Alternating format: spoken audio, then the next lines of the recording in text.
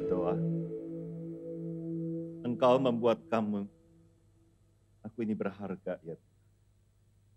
Oleh karena cara Engkau memandangkan seringkali berbeda dengan cara kami bahkan memandang diri kami sendiri. Ketika kami merasa bahwa kami ini kecil, seringkali gagal, ada banyak ketidakmampuan. Bahkan ketika kami melihat orang lain yang sepertinya lebih hebat dari kami, maka seringkali terbersit dalam hati kami bahwa kami bukan apa-apa. Tapi hari ini Tuhan, nyanyian ini meneguhkan kami bahwa tidak ada seorang pun dari kami yang Kau buat menjadi sampah. Tidak ada seorang pun di antara kami yang Kau jadikan dengan sia-sia. Karena itu ya Tuhan, tolong kami untuk kami boleh belajar bersama pada hari ini. Ketika kami bersama-sama dalam tahun ini memikirkan tentang apa yang menjadi tuntunan-Mu, divine direction for us. Tolong kami untuk kami boleh belajar. Pada pagi hari ini juga, ketika kami mau belajar dari firman-Mu, Tuhan tolong kami. Roh Kudus pimpin kami, buat kami mengerti akan maksud Tuhan, kebenaran yang Tuhan nyatakan. Dan lebih dari itu dalam kuasa-Mu yang memampukan, membuat kami dapat mengerjakan dan melakukan apa yang Engkau inginkan, sesuai dengan firman. Tuhan, kami menyerahkan waktu ini dalam pimpinan dan berkat-Mu, mohon Tuhan memberkati. Ini doa kami. Di dalam nama Tuhan Yesus kami berdoa. Amin. Silakan duduk kembali.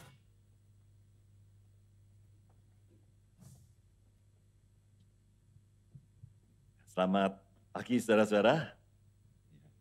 Saya bersukacita pada saat ini boleh berada bersama-sama dengan saudara-saudara di tempat ini. Izinkan saya juga menyampaikan salam dari tempat saya saat ini melayani, yaitu di STT Amanat Agung kepada saudara-saudara. Sungguh saudara, saya bersukacita dan bersyukur oleh karena antara gereja dan STT sudah, bahkan khususnya dengan Gereja Kristen Kalam Kudus Solo, kita boleh ada satu jalinan kebersamaan dan bahkan satu dukungan yang sangat besar. Tuhan memberkati akan STT Amanat Agung juga melalui saudara-saudara yang berada di sini. Baik doa saudara, dukungan-dukungan saudara, bahkan juga pengutusan-pengutusan yang diberikan. Dan juga terima kasih untuk anak-anak, untuk mahasiswa STT Amanat Agung yang boleh juga pada saat-saat tertentu dalam praktek pelayanan, baik yang 2 bulan ataupun yang lebih, boleh berada di tengah-tengah saudara dan boleh belajar bersama-sama dengan saudara. Terima kasih. Terima kasih juga untuk dukungan-dukungan yang lain. Saya percaya saudara-saudara mendoakan, saudara memberikan yang terbaik. Dan itu merupakan sesuatu yang bagus, yang selalu menjadi hal yang dirindukan. Saudara, di dalam STT melakukan segala sesuatu, kami juga belajar adanya apa yang disebut dengan hukum IPO itu ya. I-nya itu mengingatkan input, P-nya proses, O-nya output. Artinya input yang baik ketika dilakukan di dalam sebuah proses yang baik akan menjadikan output yang luar biasa. Tapi saudara, kalau inputnya itu sudah baik walaupun prosesnya kurang, outputnya masih baik juga. Karena inputnya bagus.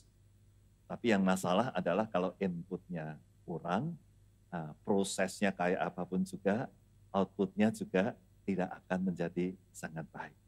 Dan bersyukur Tuhan memberikan untuk STT Amanat Agung input, yaitu orang-orang yang merasakan panggilan itu, yang Tuhan berkati.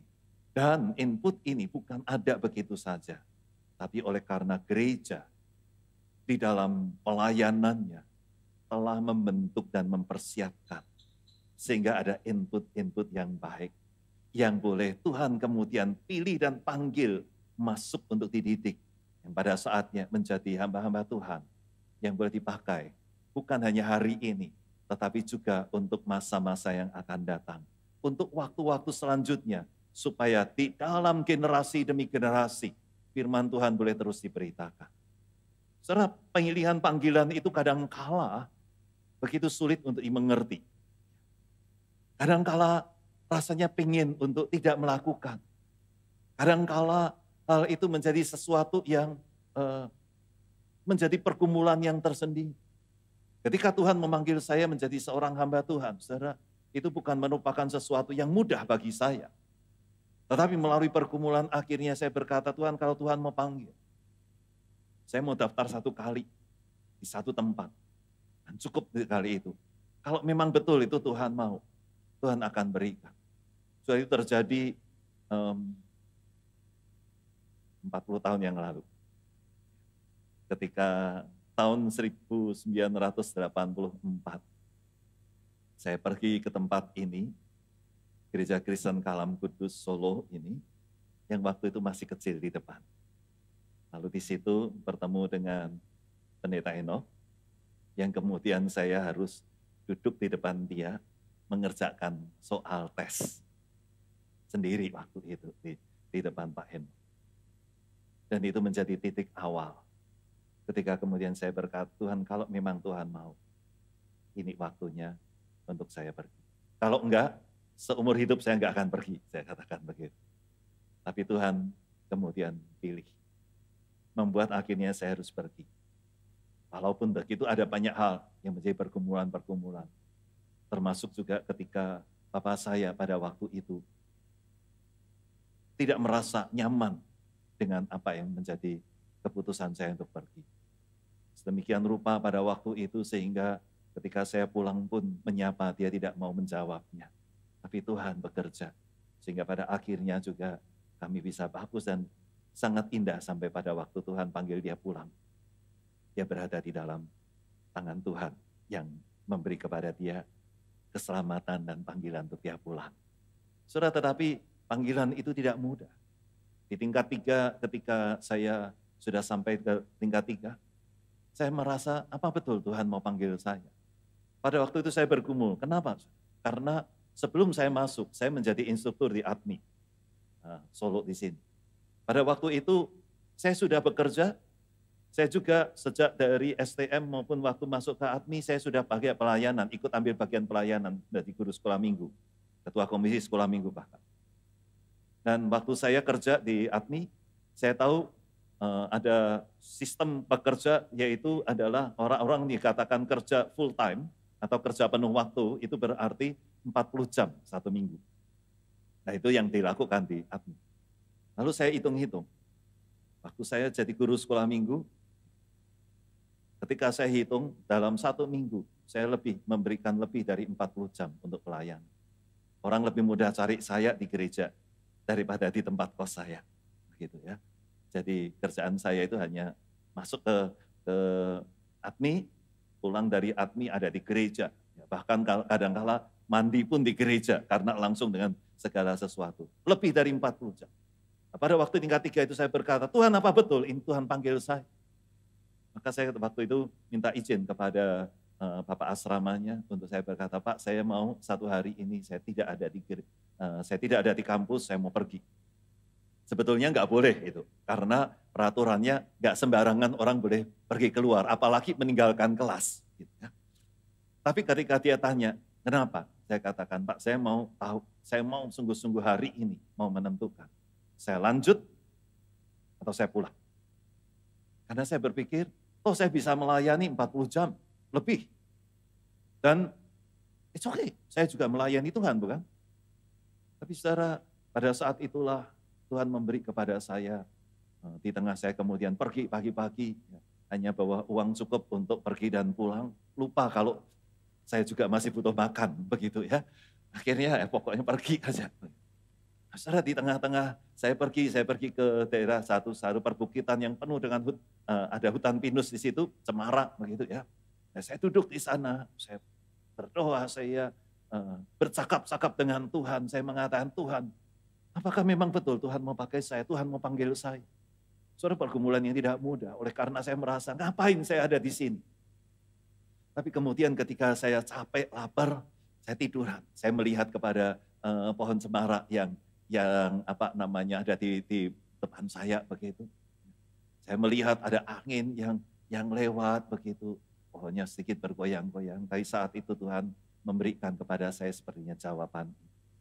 Dia katakan, aku sedang memakai kamu, aku sedang membentuk kamu. Kau lihat pohon cemara itu, dia bergoyang. Daunnya bergoyang, kalau yang di bawah goyangannya sedikit. Karena apa? Dia di bawah. Ada banyak cemara-cemara yang lain yang membuat goyangan itu kecil karena, tapi yang di atas itu pucuknya kecil. Begitu kena angin goyangannya besar sekali. Dia katakan, hari-hari ini engkau kugoyang. Tetapi bukan untuk membuat kau jatuh. Tapi karena engkau akan kupakai menjadi lebih lagi. Kalau kau hanya ingin nyaman, jadi seperti yang di bawah. Tapi aku mau pakai kamu lebih dari itu. Karena pada saat itulah saya berkata, kalau Tuhan mau, saya tidak akan lari. Dan sejak saat itu saya berkata, saya akan terus menatap ke depan. Saya tidak akan lagi melihat ke belakang. Saya tidak akan lagi melihat apa yang dulu, apa yang enak dan yang lain. Tetapi sekali saya menatap ke depan, saya akan terus. Dan bersyukur Tuhan memberikan kepada saya kekuatan. Hari ini berarti sudah 40 tahun yang lalu, saya pernah memberikan komitmen itu. Tapi sampai hari ini Tuhan terus menjagai. Bukan karena saya hebat. Ada banyak kekurangan saya. Ada banyak kelemahan saya. Tapi pilihan Tuhan memang tidak pernah berubah. Saudara, itulah yang membuat kita pada hari ini di tengah tahun ini, saudara juga berada dalam satu tahun di mana mengingat ataupun memikirkan divine direction. Tuntunan akan Allah dalam kehidupan. Saya ingin mengajak kita bersama belajar tentang panggilan yang tidak berubah itu. Yang Tuhan berikan dan yang luar biasa. Dan kita mau belajar bersama dari satu orang yang dicatat dalam Alkitab. Satu kitab, yaitu kitab Yunus. Kita akan melihat Yunus pasal yang pertama, ayat yang pertama sampai ayat yang ketiga. Dan juga pasal yang ketiga, ayat yang pertama sampai dengan ayat yang ketiga. Saudara, Yunus pasal yang pertama, ayat pertama sampai dengan ayat yang ketiga. Lalu kemudian nanti kita akan melihat ayat pasal yang ketiga, ayat yang pertama sampai dengan ayat yang ketiga. Saya bacakan bagi kita semua firman Tuhan berdasarkan terjemahan baru versi yang kedua yang sudah diterbitkan oleh LAI sejak tahun lalu. Firman Tuhan ini saya bacakan dari Yunus pasal yang pertama, ayat yang pertama sampai yang ketiga. Datanglah firman Tuhan kepada Yunus bin Amitai. Pergilah segera ke Niniwe, kota yang besar itu. Serukanlah peringatan terhadap mereka karena kejahatannya telah sampai kepadaku. Tetapi Yunus bersiap untuk melarikan diri ke Tarsis, jauh dari hadapan Tuhan. Ia pergi ke Yafo dan mendapati di sana sebuah kapal yang akan berangkat ke Tarsis. Ia membayar biaya perjalanannya, lalu naik kapal itu untuk berlayar bersama mereka ke Tarsis, jauh dari hadapan Tuhan. Saudara, pasal yang ketiga, ayat yang pertama sampai dengan ayat yang ketiga. Datanglah firman Tuhan kepada Yunus untuk kedua kalinya. Pergilah segera ke Niniwe, kota yang besar itu, dan serukanlah kepadanya pesan yang kufirmankan kepadamu. Dan Yunus pun segera pergi ke Niniwe sesuai dengan firman Tuhan. Demikian jauh pembacaan firman Tuhan. Berbahagia kita yang mendengar sabdanya, yang memelihara dan dapat melakukan sesuai dengan apa yang firman Tuhan nyatakan. Saudara, firman Tuhan kalau kita melihat dari kitab Yunus ini, saudara, ketika Yunus pasal yang pertama ini diberikan, maka ayat yang ketiga tadi saudara melihat, saya tadi ketika membacakannya juga agak pelan-pelan. Ada satu kalimat, anak kalimat yang dikatakan dengan dua kali di situ, yaitu apa? Jauh dari hadapan Tuhan. Yunus dipanggil, Tuhan berkata pergilah ke Niniwe. Tetapi Yunus merasa ini bukan panggilan saya tidak mau. Maka dia melakukan sesuatu yang seakan-akan berhasil. Dia pergi ke Yafo, dia bisa dapat satu apa. Dia bisa punya sesuatu, yaitu untuk membayar kapal itu untuk perjalanan ke Tarsis. Dia bisa naik ke kapal itu.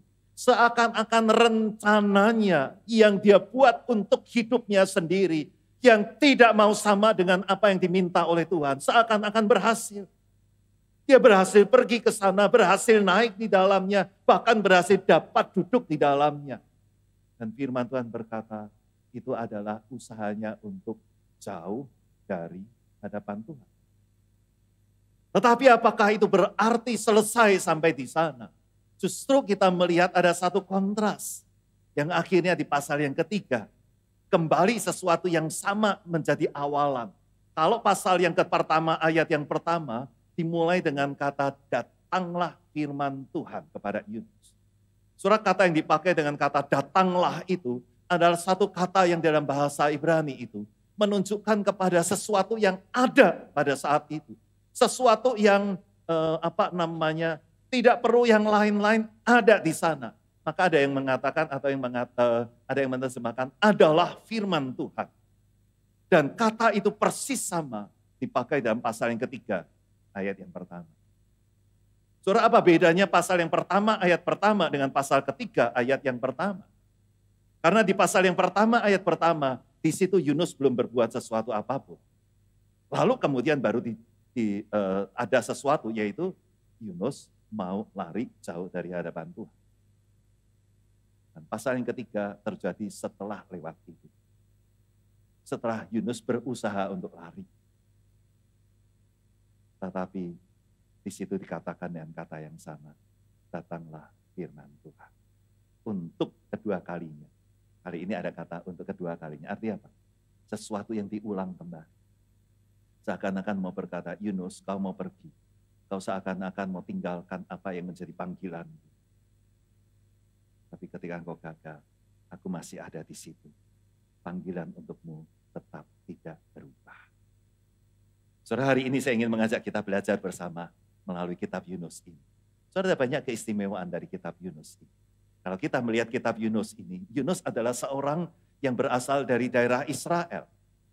Tetapi unik, karena biasanya nabi-nabi Israel itu adalah untuk bangsa Israel itu sendiri. Nabi-nabi itu adalah utusan-utusan Tuhan yang berbicara untuk bangsa Israel. Tapi kali ini kalau saudara melihat di dalam kitab Yunus, saudara tidak menjumpai Israel. Sama sekali tidak ada tentang Israel. Sesuatu yang beda, bahkan ternyata Yunus ini diberikan untuk suatu bangsa yang lain. Yaitu bangsa yang disebut sebagai bangsa Asyur, di mana Niniwe adalah ibu kotanya. Saudara, siapakah bangsa Asyur ini? Satu bangsa yang kemudian juga menjajah Israel. Membawa Israel keluar, menghancurkan Israel. Bangsa yang sebetulnya tidak pernah mengenal Allah Israel. Mereka punya sembahannya sendiri. Mereka punya caranya tersendiri. Dan zaman itu ketika orang berperang bangsa lawan bangsa, mereka melihat Allah siapa yang lebih besar. Maka kalau ada bangsa yang kalah, itu berarti Allahnya kalah.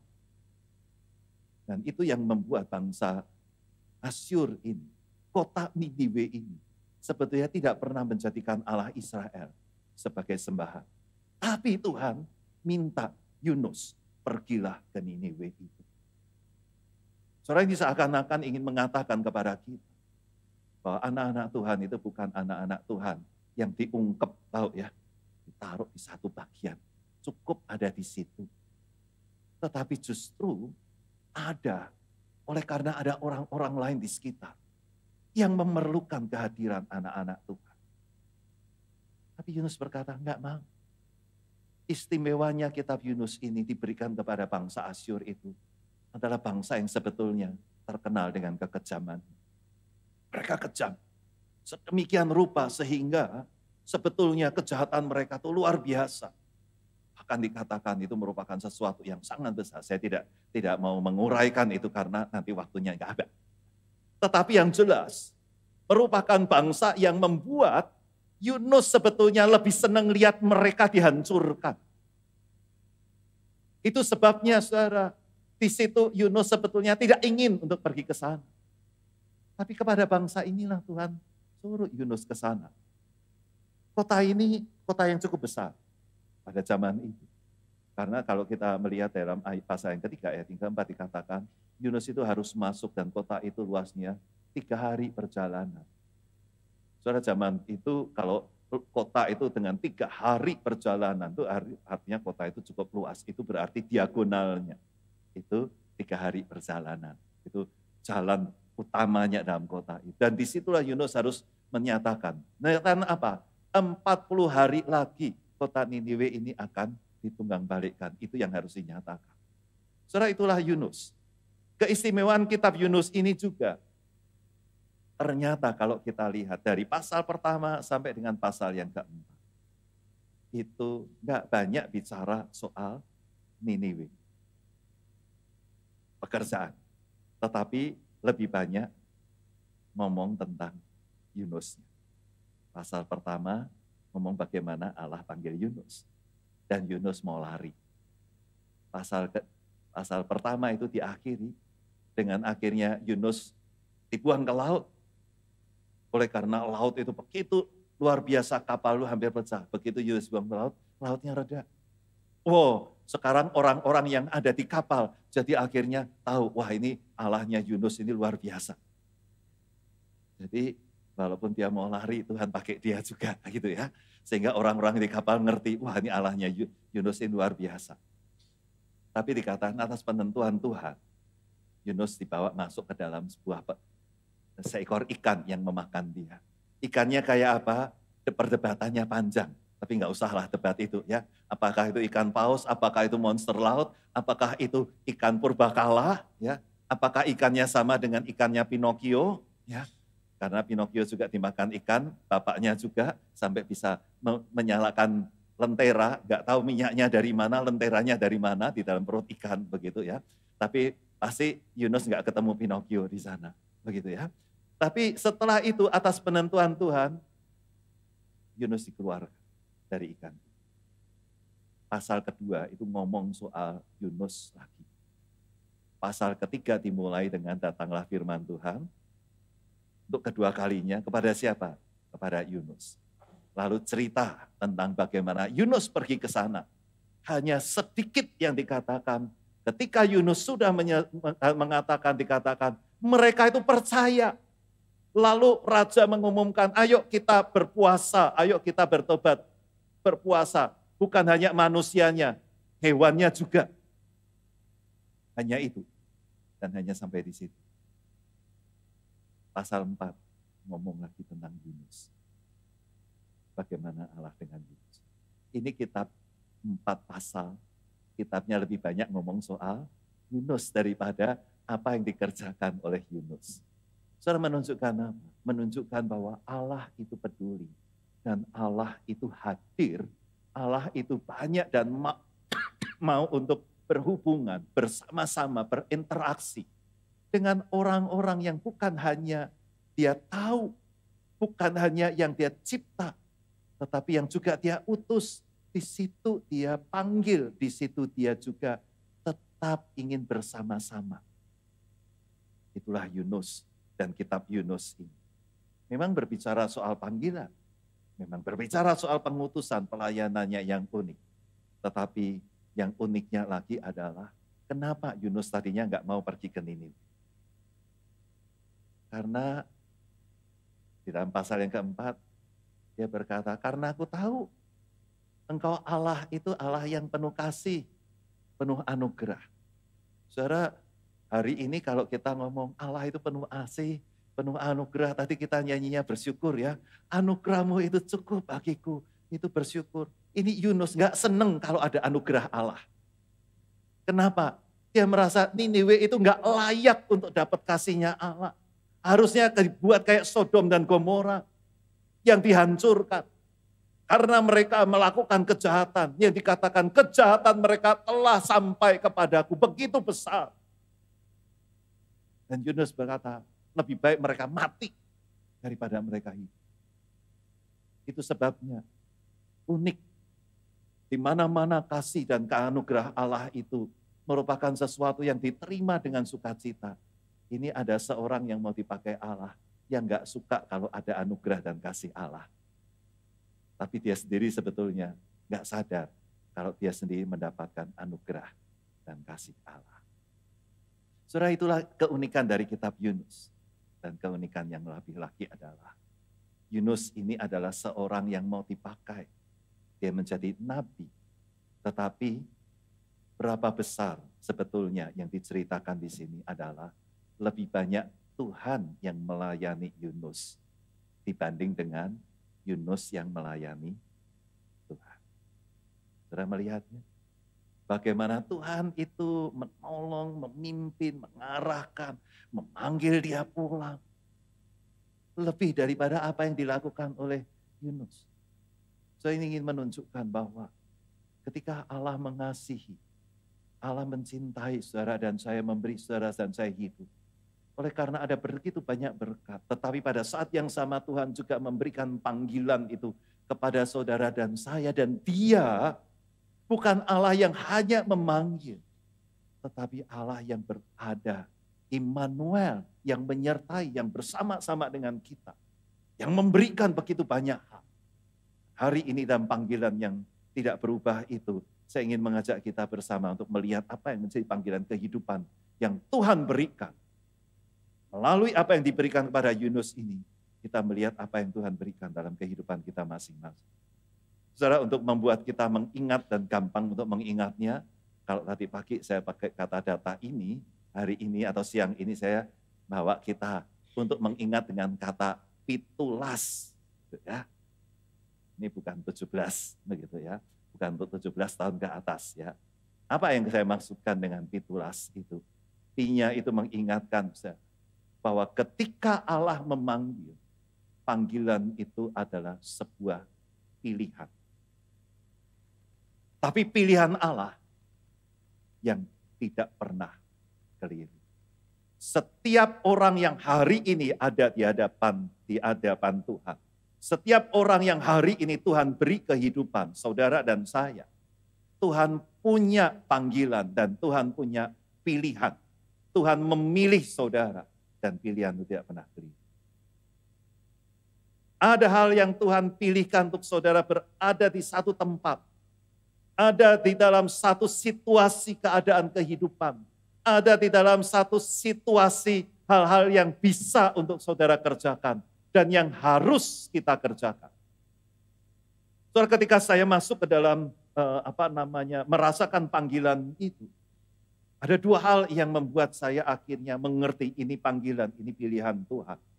Yang pertama adalah ketika saya waktu itu berada di bengkel sebagai instruktur yang sedang melihat ataupun menolong para mereka anak-anak yang sedang belajar di bengkel itu.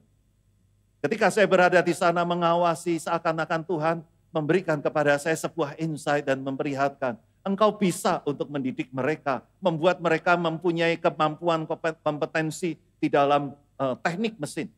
Yang membuat mereka bisa menghasilkan produk yang bisa untuk membuat mesin yang rusak bisa diperbaiki, bisa jalan kembali. Tapi pada saat yang sama tiba-tiba sepertinya Tuhan mengingatkan juga.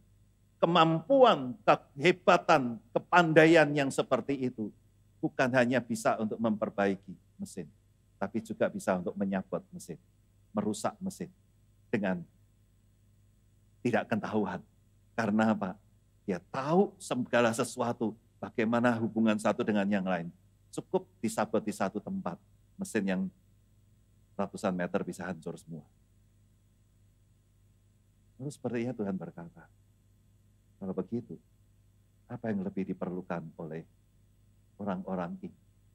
Bukan hanya kemampuan untuk melakukan sesuatu, tetapi tahu untuk melakukan sesuatu dengan benar.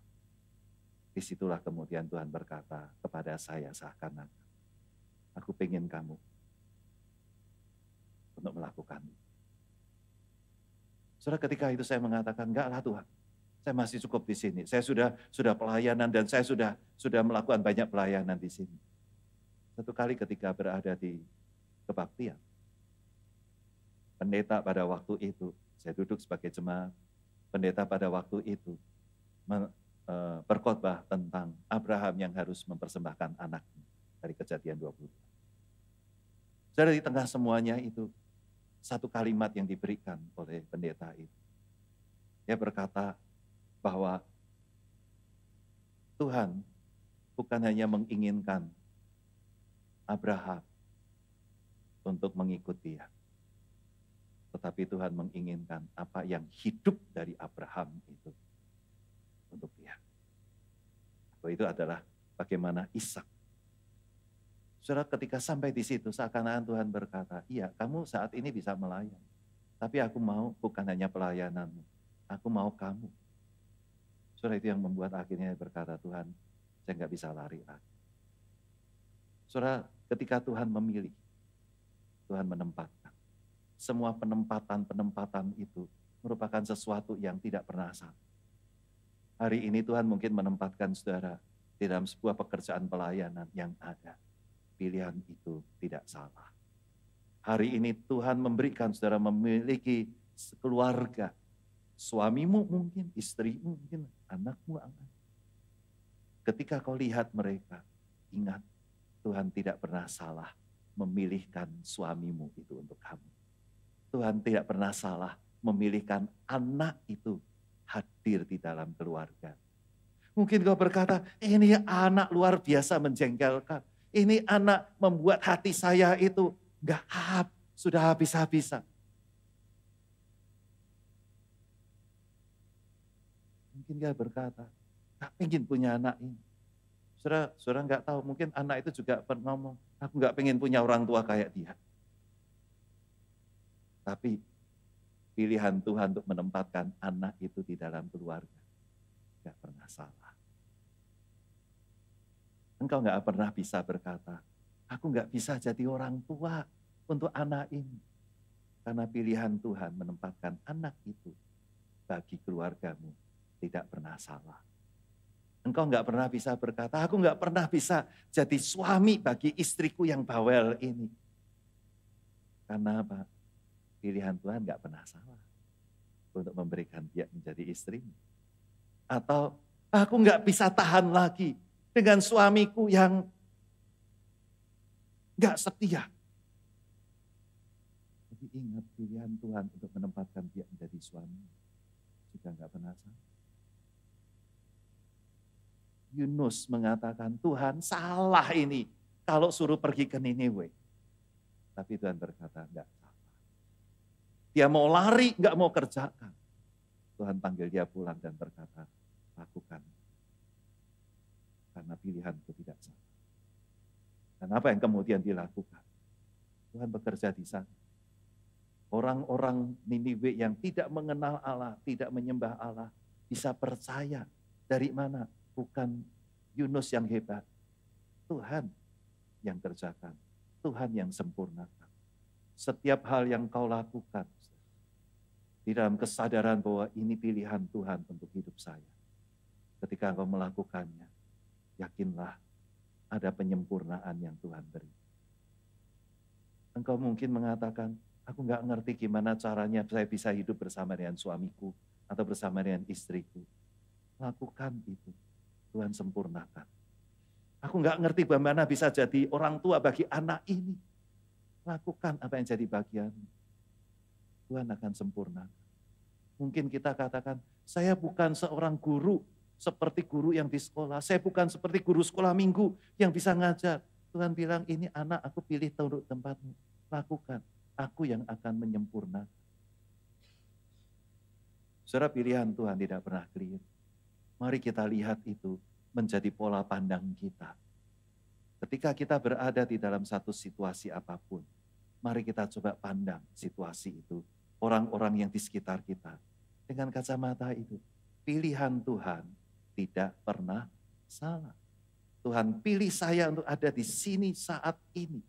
Tidak pernah salah.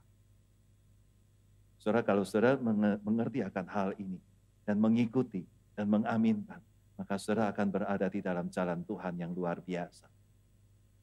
Pitulas P-nya mengingatkan bahwa pilihan Tuhan gak keliru. Tapi bukan berarti ketika pilihan Tuhan gak keliru, lalu gampang untuk mengerjakannya. Enggak. Sebetulnya itu mengingatkan. Kadangkala pengutusan itu gak sama dengan keinginan kita. Siapa orang yang pengen susah? Saya rasa nggak ada yang pengen susah. Tapi kadangkala Tuhan mengizinkan kesulitan Tuhan. Siapa yang menginginkan keluarga itu mengalami pergumulan? Nggak ada. Tapi Tuhan kadangkala izinkan. Karena disitulah pengutusan. Siapa yang menginginkan berada dalam situasi yang nggak nyaman? Nggak ada. Tapi kadangkala Tuhan memberikan itu. Ada di sana. Karena Tuhan punya maksud Tuhan punya tujuan. Dan itulah yang membuat kita belajar apa yang dikatakan oleh Tuhan Yesus. Ketika Tuhan Yesus berkata, barang siapa yang mau mengikut aku, dia harus menyangkal dirinya, memikul salibnya, dan mengikut aku. Kadang apa yang Tuhan berikan, gak jalannya mulus. Kita mungkin pernah punya nyanyian, tak mudah jalannya. Pernah tahu lagu itu? It's not an easy road. Gak mudah.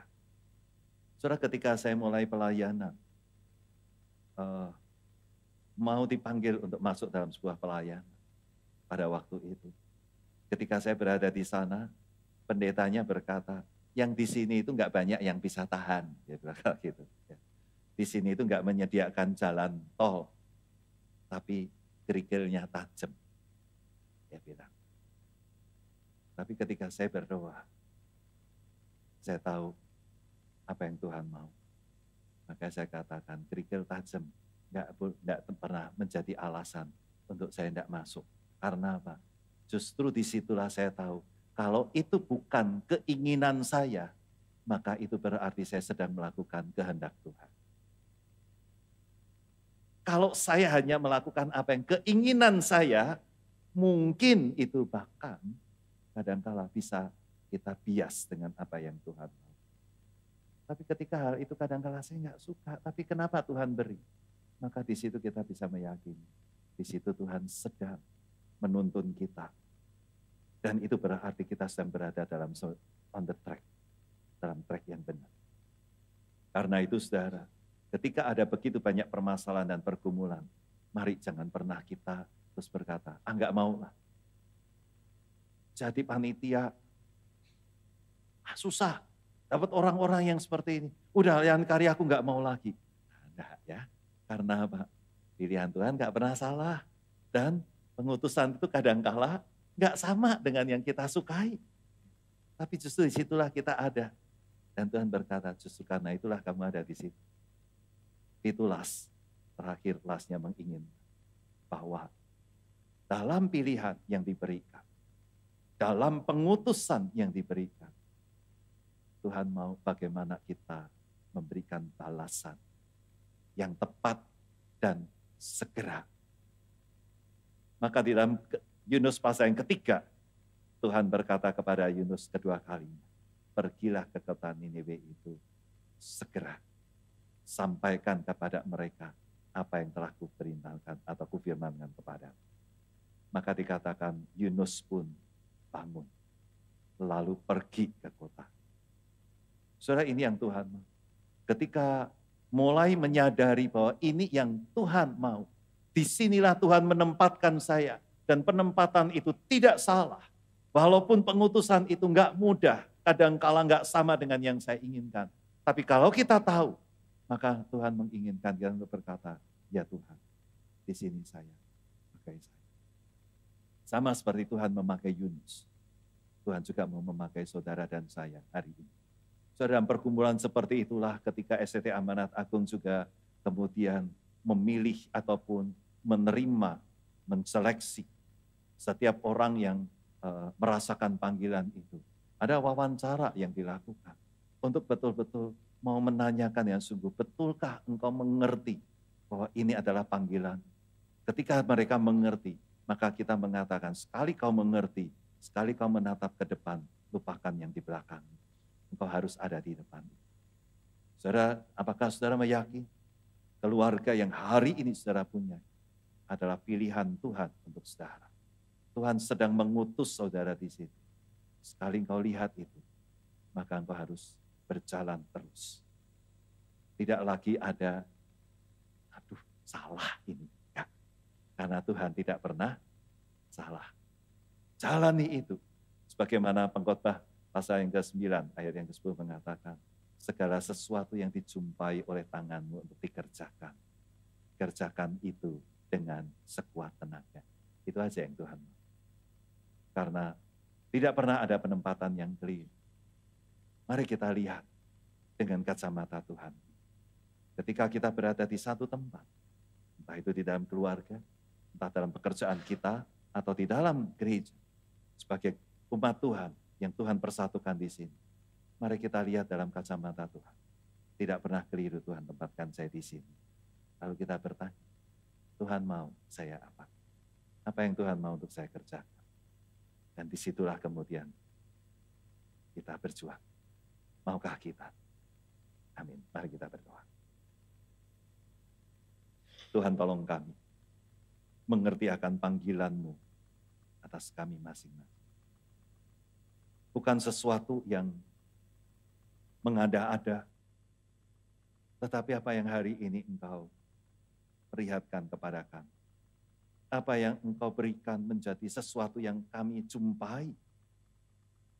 Baik itu keluarga kami, pekerjaan kami, komunitas di mana kami Kau tempatkan, pelayanan yang Engkau berikan, yang Kau percayakan kepada kami. Tolong kami Tuhan untuk melihat itu dengan kacamata Tuhan. Bahwa pilihan-Mu tidak pernah keliru. Itu merupakan panggilan yang Kau berikan untuk kami. Walaupun mungkin tidak sama dengan apa yang kami suka. Walaupun mungkin hal itu membuat kami berderai air mata. Tapi kami mau tahu dan kami tak tahu. Engkau menempatkan kami dan tidak pernah salah. Dalam penempatan-Mu, seperti Engkau mengutus Yunus, Engkau memperlengkapi dan Engkau menyempurnakan. Maka Tuhan tolong kami untuk melakukan hal itu. Dan seperti Yunus yang kemudian tidak lagi lari, tetapi menjawab panggilan Tuhan dengan melakukan apa yang Tuhan mau. Ajar kami juga yang sama. Biarlah setiap firman yang kami dengar menjadi firman yang mewujud melalui tindakan, perkataan dalam kehidupan. Karena itulah yang menjadi pengutusan-Mu atas kami.